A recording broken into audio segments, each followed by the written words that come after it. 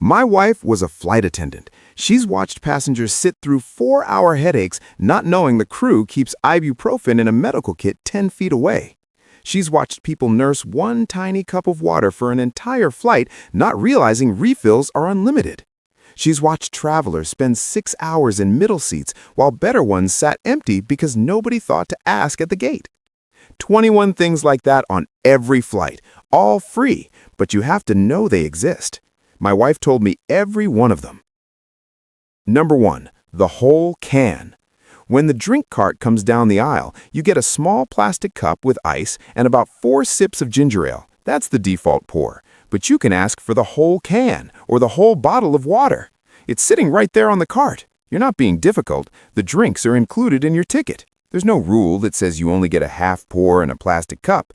Say, "Can I get the whole can, please?" And they'll hand it over every time. So why don't more people do this? My wife has no idea either. But once you know about the can, you'll want to know what else is on that cart that they're not advertising. Number 2, the secret drink menu. Airlines stock more beverages than what's listed on the seatback card. Cranberry juice, tonic water, flavored sparkling water, chocolate milk on some flights, hot chocolate, decaf coffee, and specific spirits or mixers that never make it onto the printed list. My wife calls it the secret menu because almost nobody asks about it. When the cart comes by, try, "Do you have cranberry juice?" or "Any chance you have tonic water?" If it's on board, they'll pour it. If not, they'll tell you what's close. The galley in the back of the plane often stocks even more. If you're up stretching your legs and you pass the rear galley, that's a good time to ask. Now, those drinks are all non-alcoholic, but on certain flights, you don't even need to pay for the hard stuff. Number 3, free alcohol on international flights. This catches a lot of people off guard, especially if you mostly fly domestic within the U.S. On international and long-haul flights, beer, wine, and spirits are complimentary in economy class on most major carriers. You don't need business class. You don't need frequent flyer status. You just need to be on a flight that crosses an ocean. The selection varies by airline. Some are generous, some are bare bones. Check the seat-back entertainment screen for what's available, and if you don't see a full list, just ask. Domestic flights on U.S. carriers still charge for alcohol in economy, but if you're heading to London, Rome, or Tokyo, that glass of wine is on the house. And regardless of what you're drinking, you should know there's no limit on how many times you can ask. Number 4, unlimited refills. You're not limited to one drink per flight. You can ask for refills at any point, and you don't have to wait for the cart to come back around. Press the call button or catch a flight attendant's eye as they walk past. Whatever you had before, or something different entirely. My wife says the passengers who feel terrible when they land are almost always the ones who had one tiny cup of water and figured that was all they were allowed. The ones who ask 2 or 3 times during the flight, they walk off feeling like well-rested human beings. Those are the drink tricks, but the food situation is where my wife really opened my eyes. Number 5, bring your own good tea. The tea on most flights is, to put it diplomatically, not something you'd serve to company. Generic brand, paper packet, water that's barely warm enough to steep anything properly. It gets the job done the way gas station coffee gets the job done. But experienced flyers know the move. Bring your own tea bags from home. Peppermint, chamomile, English breakfast, whatever you prefer. Then ask for a cup of hot water. Free hot water, your own good tea, and a better flight than almost everyone else in the cabin. If you travel with a small thermos or collapsible silicone cup, even better. You can ask for refills without needing a new cup each time. And that same hot water trick works for a lot more than tea. Number 6, bring your own instant meals. This is the one that genuinely surprised me when my wife first mentioned it. You can bring packets of instant oatmeal, cup of soup, or cup noodles through security with no issues whatsoever. They're dry goods. TSA has no problem with them. Once you're on the plane, ask for hot water. Now you've got a hot breakfast or snack at cruising altitude, and it cost you nothing beyond what you packed at home. My wife sees passengers do this on red-eyes and early morning flights all the time, and she genuinely respects it. Airline food on domestic routes range from non-existent to disappointing, and having a hot backup meal in your carry-on changes the entire flight. If you're doing soup or noodles, bring a collapsible cup with a lid. Hot liquid during turbulence is nobody's idea of a good time. Now, bringing your own food takes a little planning, but these next few don't require any preparation at all. Number 7. Extra snacks. When the snack basket comes around and they offer you cookies or pretzels, you are not limited to one. Ask for both. Ask for 2 of the same. Can I have one of each? Works every time. Here's a timing trick my wife taught me. About halfway through the flight, after the main snack service wraps up, the crew usually has leftovers sitting in the galley. Walk back and politely ask. They'll almost always hand you a few. Those snacks are going in the trash at the end of the flight anyway. You're not being greedy, you're preventing waste. At least that's how I justify it to myself. You're starting to notice a pattern here. Every item on this list has the same catch. It's available, it's free, and the only thing standing between you and getting it is whether you open your mouth. My wife says that's the real secret of flying. Keep that in mind. It doesn't just apply to snacks. But on certain flights, you don't even need to open your mouth at all. Self-serve snack stations. On many international and long-haul flights, airlines set up a self-serve snack spread in the rear galley between meal services. Granola bars, chips, crackers, cookies, fruit, sometimes small sandwiches or cups of noodles. You just walk up and take what you want. No asking required, no judgment. These exist because long-haul flights have enough hours between the 2 main meals that people get hungry, and running a full cart service a third time doesn't make sense for the crew. Delta, United, and several international carriers are known for it. On your next long flight, take a stroll to the back galley a couple of hours after the first meal. Now, those drinks are all non-alcoholic, but on certain flights, you don't even need to pay for the hard stuff. Number 9. A second serving of your meal. On international flights where full meals are served, if you're still hungry after finishing yours, you can ask for another. The crew won't announce this, but when leftover meals remain after everyone's been served, they're happy to give them out. The key is patience and timing. Don't ask the moment you've finished eating. Wait until the full service is done and the crew is cleaned up. Then try, were there any extra meals by chance? Some passengers sleep through service, some decline theirs, and those trays are just sitting in the galley. The crew would rather serve them than dump them. But if you want to guarantee yourself a better meal instead of taking your chances with leftovers, this next one is the smartest trick on the list. Number 10. Pre-order a special meal. When you book your ticket or any time before your flight, you can request a special dietary meal at no extra charge. Vegan, vegetarian, kosher, gluten-free, diabetic-friendly, low sodium. The options vary by airline, but there are usually a dozen or more. Here's why this is worth doing even if you don't have specific dietary needs. Special meals are prepared separately and tend to be fresher. But the real advantage? They get served first. Before the regular service even starts, flight attendants walk through delivering pre-ordered meals to those specific seats. You eat first, you finish first, and you get to the lavatory before the entire cabin stands up at once. If you've been on a long-haul flight, you know exactly why that matters. Check your airline's website or call them before your trip. It takes 2 minutes. Everything so far has been about eating and drinking, but these next 2 might be the most valuable items on the entire list, and they have nothing to do with food. Number 11. Priority deplaning for tight connections. If you've ever sat in row 34 watching the minutes tick down on a tight connection while passengers in row 6 take a leisurely approach to the overhead bin, this one is going to matter to you. Tell a flight attendant early in the flight that you have a tight connection and you're concerned about making it. Don't wait until you've landed. Mention it during boarding or shortly after takeoff while there's still time to act. My wife says when the crew knows in advance, they can sometimes arrange for you to get off ahead of the rest of the cabin. Not every time, but more often than you'd expect. Sometimes they'll announce that connecting passengers should exit first. In rare cases, they'll move you to an open seat closer to the front before landing. My wife has done this herself when a passenger had a genuinely tight connection and an empty seat was available up front. They cannot help you if they don't know about it, so tell them early. And speaking of asking for things that seem like long shots, number 12, better seats just by asking at the gate. About 30 to 45 minutes before departure, gate agents have a clear picture of how full the flight is. If premium economy seats, exit row seats, or occasionally even business class seats are going to fly empty, they're just sitting there with nobody in them.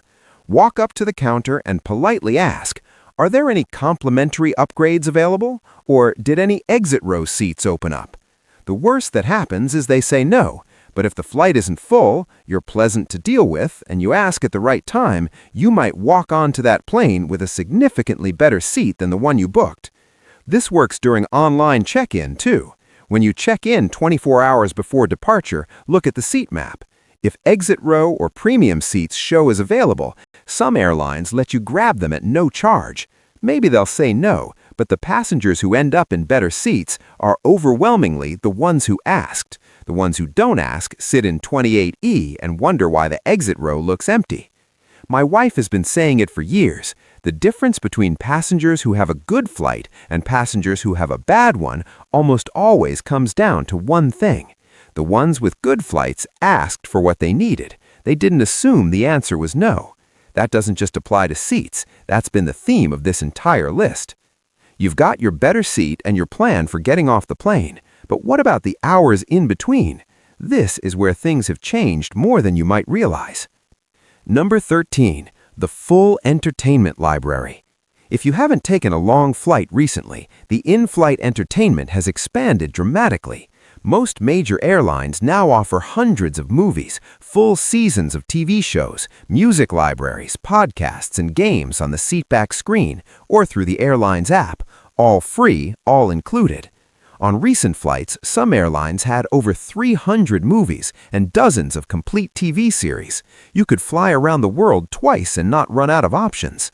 One thing to know, some airlines have moved away from seatback screens on shorter domestic routes and stream everything to your phone or tablet through their app.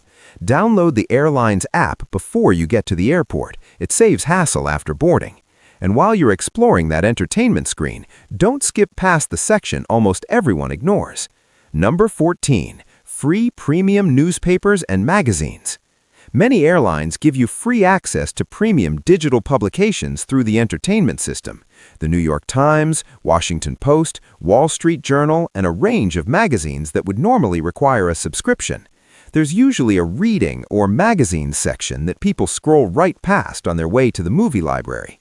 Some airlines also partner with apps like Press Reader, which gives you access to thousands of publications during the flight.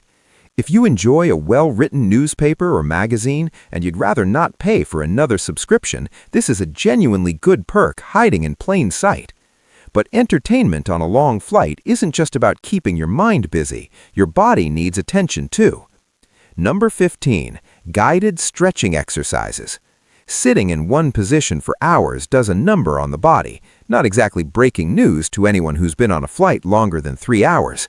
But what you might not know is that many airlines now offer guided stretching and exercise programs right on the entertainment screen. Delta has a partnership with Peloton for in-seat exercises. United and several international carriers offer their own versions.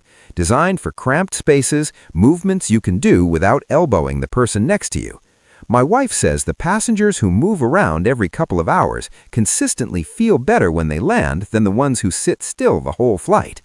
Look in the wellness or lifestyle section of the entertainment menu. 5 minutes at the halfway point goes a long way. But if it's not just stiffness bothering you and flying itself makes you anxious, the next one might matter even more. Number 16, meditation and relaxation content. Several airlines now include guided meditation and breathing exercises in their entertainment systems, some through partnerships with apps like Headspace. Short sessions, 5 to 15 minutes, designed for the flight environment. Same section of the menu, wellness or lifestyle depending on the airline. It costs nothing. But the biggest change to in-flight experience in the last few years has been connectivity. Number 17, free text messaging. You probably assumed any kind of internet access on a plane means buying a Wi-Fi package. For full web browsing, that's grossly true. But text messaging? On a growing number of airlines, it's completely free. Delta, American Airlines, Alaska Airlines, and Southwest now offer free messaging on most flights. iMessage, WhatsApp, Facebook Messenger. You can text back and forth with whoever you need to reach without spending $1. You won't be browsing websites or streaming video, but you can let your family know you boarded safely, coordinate your ride on the other end, or tell someone your connection is tight. When the seatbelt sign turns off, connect to the plane's Wi-Fi and look for the free messaging option. It's usually right on the first screen. But one airline went further than everyone else. Number 18. Completely free Wi-Fi on JetBlue. While most airlines charge for full internet access, JetBlue offers free high-speed Wi-Fi on nearly every flight. Email, web browsing, news, everything. No payment screen, no premium tier, no credit card required. You connect to their network, accept the terms, and you're online. They call it Fly-Fi. JetBlue's route network is smaller than Delta or United, so they don't fly everywhere. But if they serve the route you need, the free Wi-Fi alone is worth considering. As of early 2026, they're still one of the only U.S. airlines offering this across their whole fleet. Everyone else is either charging or limiting free access to messaging only. For the last three, my wife says these matter the most on long flights, and they're the ones almost nobody thinks to ask about. Number 19. Extra blankets and pillows. You get one blanket and one pillow on most flights that provide them, but you can ask for more, and if extras are available, the crew will bring them right over. My wife says the second blanket request is one of the most common things she hears on overnight flights. Planes are cold. One thin airline blanket doesn't always cut it. Here's something she taught me that I'd never considered. Ask for an extra pillow and tuck it behind your lower back, right in the gap between your spine and the seat. It's not a lumbar cushion, but it fills that space, and over several hours, it makes a real difference in how your back feels when you stand up. On international flights, blankets and pillows are almost always provided in economy. On shorter domestic flights, many U.S. airlines have stopped offering them. Check your airline's website before you fly so you know whether to bring your own. Number 20. Comfort and hygiene items. On international and long-haul flights, the crew often has access to personal comfort items that aren't handed out automatically, but are available if you ask. Eye masks for starters, earplugs on some flights, small toothbrush and toothpaste kits, moisturizer or lip balm because cabin air is dry enough to make your skin feel like parchment after a few hours. Face masks are popular too, not for illness, but because they keep some moisture around your nose and mouth on long overnight flights. On certain carriers like Turkish Airlines, Emirates, EVA Air, and Qantas, economy passengers can sometimes get socks and slippers on longer routes. Domestically, options are slimmer, but even asking for a sanitizing wipe or an eye mask sometimes turns something up. If you're flying internationally, ask for whatever you need. The worst they'll say is they've run out. And this last one might be the most useful item on the entire list, especially if something catches you off guard mid-flight. Number 21. Over-the-counter medications. Every commercial flight carries a medical kit, and that kit includes basic over-the-counter medications, pain relievers like ibuprofen or acetaminophen, antacids for an upset stomach, antihistamines for sudden allergy flare-ups, bandages and basic first aid supplies. Got a headache at cruising altitude and didn't pack anything? You do not have to sit there and endure it for 4 hours. Ask a flight attendant. They can provide basic remedies from the kit. They can't give you prescription medications or diagnose anything. That's not their job. But for a headache, a sour stomach, or a runny nose that came out of nowhere, the basics are covered. My wife hands out pain relievers and antacids more often than you'd guess, and almost nobody realizes it's an option until they watch another passenger ask first. A headache at hour 2 of a 12-hour flight that you can't do anything about turns the remaining 10 hours into a very long experience. Bring your own medications when you can, but when something unexpected comes up, the crew has you covered. So there we have it, 21 things sitting right there on every flight, free, waiting for somebody to ask. The whole can is on the cart, the medications are in the kit, the better seat is at the gate, the hot water is ready in the galley, but none of it comes to you automatically. You have to ask. My wife's been watching passengers for years, and her takeaway is simple. The people who have good flights ask for what they need. They don't sit quietly hoping someone will notice. They don't assume the answer is no. They just ask, and they almost always get it. If this was useful, subscribe. I've got more of these coming straight from my wife's side of the aisle, including some behaviors flight attendants absolutely hate. Click here to see it now.